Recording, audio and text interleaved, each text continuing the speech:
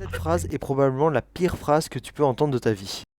Mais en même temps, c'est la meilleure phrase pour entrer dans l'univers de Warhammer 40 000. Bonjour tout le monde, c'est Aino et aujourd'hui, je suis ravi de pouvoir vous partager mon univers préféré avec vous.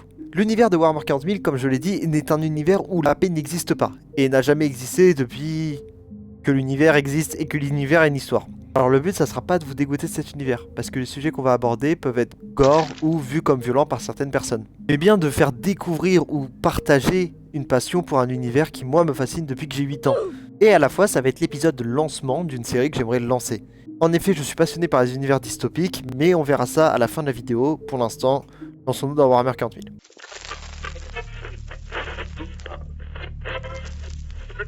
L'univers de Warhammer 40 000 est un monde futuriste et dystopique où est mis en scène un empire intergalactique. L'humanité, sous la protection de l'empereur, doit faire face aux forces du chaos et aux Xénos. Alors là, si t'es pas familiarisé avec l'univers de base, tu n'as absolument rien compris. Mais je te rassure, je vais essayer de t'expliquer 2-3 choses. Alors oui, c'est le Aino du futur, juste pour te dire que si tu connais l'univers déjà, passe ce passage. Va directement au chapitre 2 parce que là, ça servira à rien. Voilà, bisous, bonne continuation. Les autres choses, on verra ça dans l'intro. Mais déjà, la dernière phrase. Qui sont le chaos? Qui sont les Xénos? Le chaos et les Xénos sont les deux autres factions opposées à l'Imperium. Quand je dis faction, c'est pas vraiment le cas. Parce qu'une faction, on pourrait s'imaginer que ce sont des alliés. Sauf que, encore une fois, ce n'est pas le cas. Les Xénos sont tout ce qui ne vient pas de la Terre ou qui n'est pas humain. Exemple, la photo que vous avez vue juste là que je vous réaffiche, c'est des tyrannides. Des créatures venant d'une autre galaxie qui sont là juste globalement pour tout bouffer sur une planète. On a aussi les Eldar noirs, les orques, etc. Mais je ne peux pas tous vous les décrire. Les forces du chaos sont des démons qui sont attachés à ce qu'on appelle les dieux du chaos.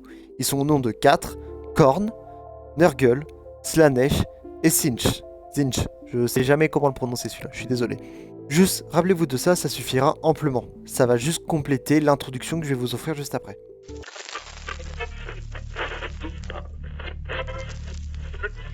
L'histoire de cet univers commence pendant les guerres de réunification.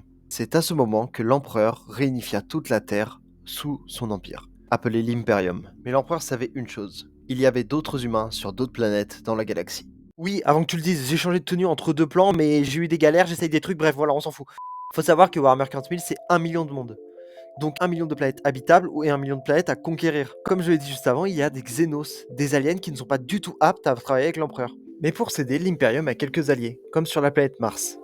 Les habitants de cette planète sont l'Adeptus Mechanicus. Ce sont des anciens humains qui sont partis du principe que la chair était faible, et que modifier son corps robotiquement est la meilleure chose qu'on puisse faire. Pour que l'Adeptus Mechanicus s'allie à l'Imperium, l'empereur a lancé son plus gros coup de bluff. Il a appris que les habitants de Mars vénéraient seulement le dieu machine. L'empereur, sachant ça, il a lancé le bluff ultime, en disant qu'il était la réincarnation en personne du dieu machine.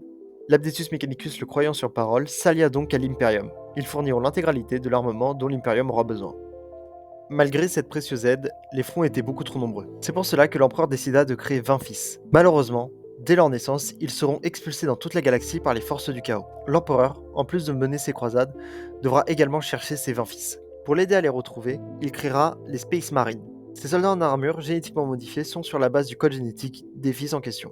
Une fois retrouvé, chaque primarque deviendra le leader de sa propre légion. Le premier des fils retrouvés par l'empereur sera Horus. Ce dernier sera nommé chef de guerre, parce que l'empereur a d'autres occupations à faire sur Terra et notamment à chercher les frères d'Horus. Malheureusement, l'un des primarques, qui s'appelle Perturabo, sera corrompu par les forces du chaos. Il en profitera d'un moment de faiblesse d'Horus pour le corrompre à son tour. Horus deviendra donc un hérétique, ça sera un traître de l'Imperium. Cet événement sera appelé l'hérésie d'Horus. Lors de cet événement, beaucoup de primarques perdront la vie, d'autres disparaîtront et d'autres seront des hérétiques. Pour faire le premier lien avec le titre de la vidéo, il faut savoir que l'hérésie d'Horus a fait énormément de morts, 6,8 milliards au bas mot. Ces morts sont surtout des militaires, des Space Marines et de la garde impériale. Et il y a des morts civiles, évidemment. Les 6,8 milliards de morts ne sont pas vraiment un argument. De plus, dans l'univers de Warhammer 40 000, certaines villes peuvent atteindre 3 milliards d'habitants. Donc par rapport à nous, ce chiffre, il est ridicule. Il y a bien eu des planètes réduites à néant, mais on ne peut pas savoir si c'est vraiment dû à l'hérésie d'Horus ou pas. L'empereur, lui, qui affrontera Horus, sera grièvement blessé, mais toujours vivant.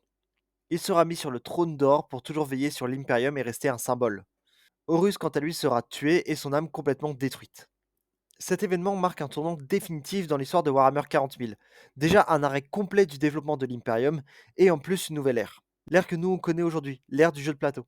Et c'est sur ce que nous finissons l'intro. Comme j'ai dit, l'intro de Warhammer 40 000 est très résumée.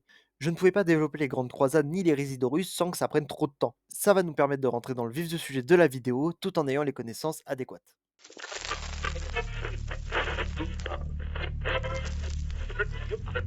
Comme vous pouvez l'imaginer, dans cet univers, l'armée n'est pas une armée de métier. En effet, dû aux nombreux conflits qu'il y a entre les Xénos et les membres du Chaos, il est impossible d'avoir une armée de volontaires. Le recrutement est plutôt simple, chaque planète conquise doit envoyer leurs enfants afin de servir l'Imperium. Donc si demain on ne sait par quelle sorcellerie tu te retrouves téléporté dans cet univers, sache que tu es désormais membre de l'Astra Militarium. Du moins, si tu as survécu à l'entraînement. Dans cet entraînement qui est, en plus d'être mortel, est un réel endoctrinement. Cet endoctrinement va tourner autour d'une chose, le culte de la personnalité de l'empereur. À tel point que, à tes yeux, mourir pour l'empereur sera une hypothétique destinée. La garde impériale est, comme vous l'avez compris, donc les poltrons de base. C'est les soldats qui, aux yeux de l'Imperium, n'ont pas grande importance.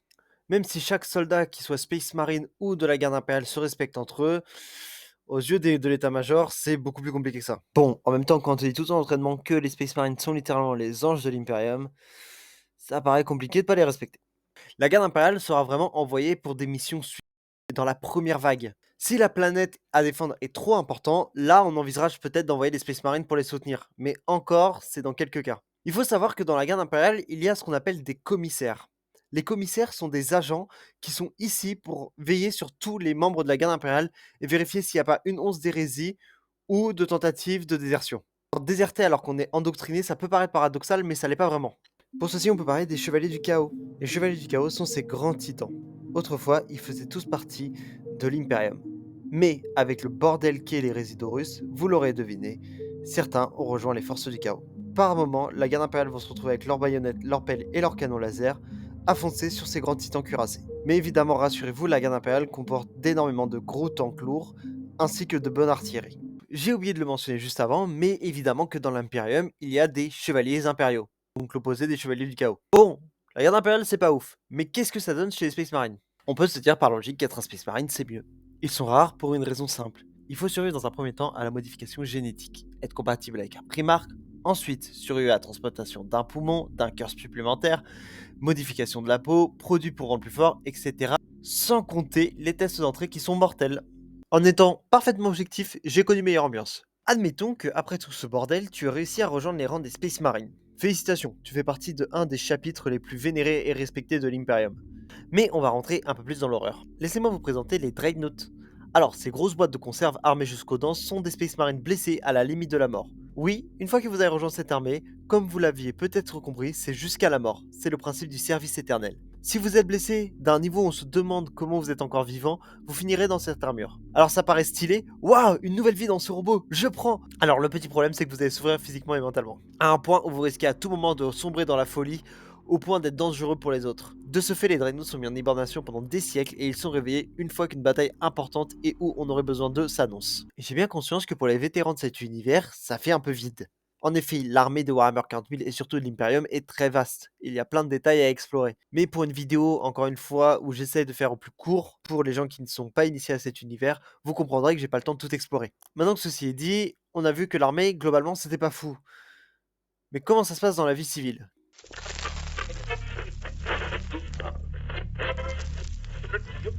Déjà, il faut s'intéresser dans quel contexte vit un civil. Parce que c'est bien beau de dire la vie civile, mais c'est quoi globalement le contexte? Comme je l'ai déjà dit très rapidement dans l'intro, un civil doit vivre dans une ville où parfois il y a 3 milliards d'habitants. Mais ces villes sont pas vraiment des villes. Je vous affiche une photo de la planète Mars. Même si en soi c'est l'Abdetus Mechanicus qui y vit, il faut savoir qu'il y a quand même des habitants. Et tout ce que vous voyez, ce sont des villes reliées entre elles. En gros, dans cet univers, par exemple Terra est recouvert entièrement de villes. C'est ce qu'on appelle des villes cathédrales. Déjà il y a ça, on peut donc s'imaginer la surpopulation. Et qui dit surpopulation dit milieu de vie plus compliqué, donc potentiellement dérive. Si vous êtes un civil qui veut tranquillement vivre sa vie, ça va être compliqué. Il y aura plein de guerres de gangs, vu les armements de l'univers, vous imaginez bien que c'est jamais tout repos. On pourrait aussi parler de l'ambiance générale. Qui a le droit de vivre et qui n'a pas le droit de vivre? Pour faire ça dans cet univers, l'empereur a réussi à faire une chose qui est très bien. Peu importe votre couleur de peau ou votre origine dans le monde, globalement vous êtes accepté. Mais là où c'est un peu plus compliqué, c'est qu'il y a énormément de pollution dans cet univers. Quand vous voyez tous les jetpacks, etc., vous imaginez bien que ça fonctionne pas du tout par biocarburant. La pollution, par définition, entraînera de gros problèmes de santé. Mais en soi, dans cet univers, soigner des gens, c'est pas si compliqué que ça. On peut faire des corps robotiques, donc on peut imaginer que soigner des gens, ça va. Le problème est plus sur les nourrissons. Si votre nourrisson est déformé ou avec une particularité trop chelou d'après l'Inquisition, malheureusement pour lui, il sera mort. Il y a d'autres facteurs qui ne sont pas liés à la pollution, mais plutôt au warp, la dimension des démons. Si votre enfant n'est psykers, qui sont en gros les mages, il y a de fortes chances qu'il soit exploité. Les psykers sont exploités dans cet univers, pour notamment communiquer à distance. Parce que oui, pour les longues distances, il n'y a pas moyen de communiquer. Mis à part évidemment en exploitant des gens. Ces psykers là, on le voit dans le jeu. Ils sont utilisés par Titus pour contacter Magneus Calgar. Si vous avez beaucoup de chance et que vous êtes né sur la bonne planète, vous pourriez rejoindre les rangs des Space Marines. Mais on a vu les conditions d'entrée, etc., ça reste compliqué. Mais il faut savoir que être Psyker est considéré comme une hérésie par l'Imperium. C'est ce qui a notamment conduit à la perte de Magnus le Rouge, primarque des Thousand Sons, mais ça on verra quand on parlera de son lore. Être sur une planète où il y a des villes cathédrales, c'est pas forcément la meilleure des ambiances, on a pu le comprendre. Et il y a une autre catégorie entre guillemets de planètes qui sont les planètes dites agricoles. En gros, pour faire un comparatif pour Warhammer 40 000, c'est un peu comme si toute la galaxie était une seule et même planète où il y avait plusieurs villes à droite à gauche. C'est très résumé, mais c'est un peu ça la géographie du truc. Pour certaines raisons, les planètes agricoles sont donc plus agréables à vivre.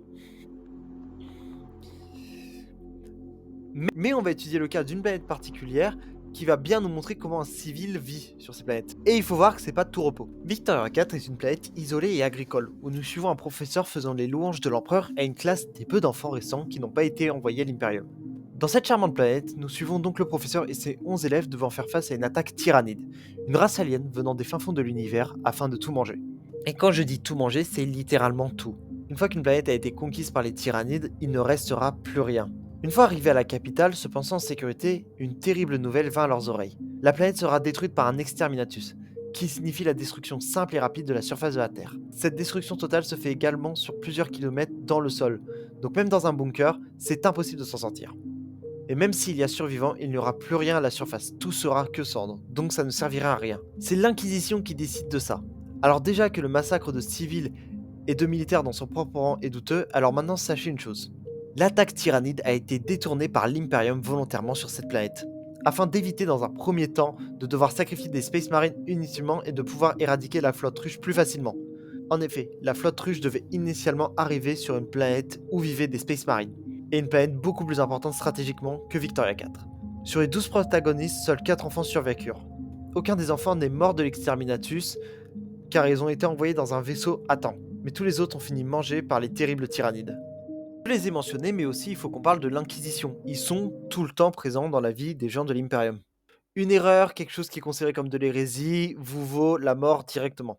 Par exemple, si vous comparez un Space Marine parce que vous êtes courageux ou vous avez fait un acte de bravoure, vous êtes mort. C'est ce genre de petits détails qui montrent à quel point c'est un peu barré dans leur tête. C'est ce qu'on appelle la vérité impériale, c'est-à-dire que l'Imperium vous a donné une vérité, vous ne devez pas en sortir. Exemple des plus importants, c'est par exemple l'existence ou non des démons. Nous, en tant que spectateurs, nous savons que les démons existent. Mais pour un civil lambda, les démons n'existent pas. Donc si tu te retrouves téléporté dans cet univers, tu oublieras complètement l'existence des démons. Et si un jour ils viennent à attaquer ta planète, il y a deux choses. L'une, la planète est réduite à néant. Bon, c'est ce qui arrive globalement quand des Xenos attaquent ou que des démons attaquent.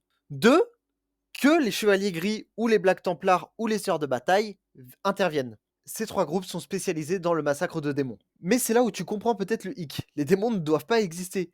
Donc s'ils viennent pour sauver la planète, ils vont pas te sauver toi. Si ils savent que t'as vu ne serait-ce qu'un démon, ils viennent t'exécuter. Si la planète survit en partie, les autres coins de la planète auront reçu comme quoi c'était une attaque d'hérétiques, etc. ou de Xenos. Et jamais de démons. Les démons n'existent pas.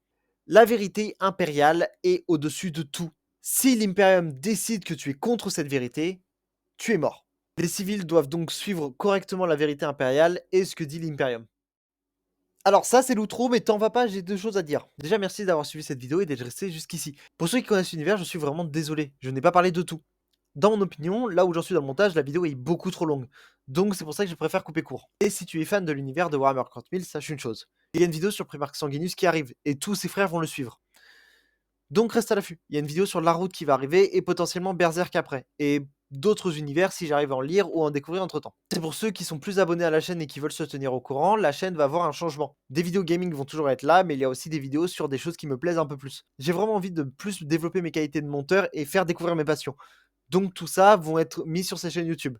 Ça va peut-être être un bordel pour tout le monde, mais moi, je me kiffe et que je me dis, ça sera vraiment mon identité. Comme ça, si je veux me présenter à quelqu'un, je lui dis juste, va voir ma chaîne YouTube. Ça me fait des vues et ça me permet de pas trop me présenter. Je suis tranquille.